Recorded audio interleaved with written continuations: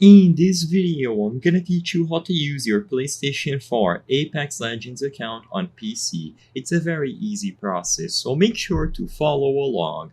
Cross progression was finally introduced into Apex Legends. Cross progression allows you to transfer over your progress from any platform, and it is going to be available when you use the same EA account on a different platform. So in this video specifically, for example, if you play on a PlayStation 4, you will be able to transfer over all the progress you've made when you play on PC. The process of doing this is extremely simple, and in most cases, it is going to be enabled by default. So I would only recommend following this video if you are having trouble understanding cross progression.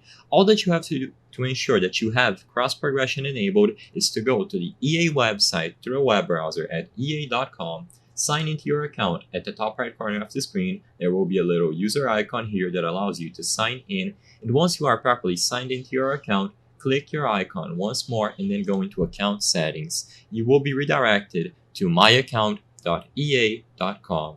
In here, select the connections option and you will find all the accounts that can be connected to your EA account, with the first one being the PlayStation Network. Like I said in the beginning of the video, as long as you have the same network account linked to a EA account, if you use the same EA account on different platforms, the progress will be transferred over.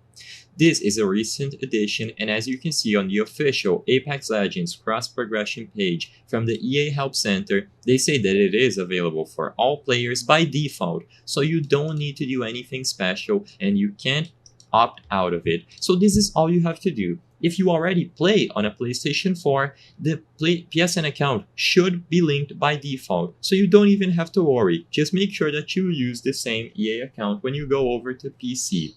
It is extremely straightforward and everything will be transferred over without any issues.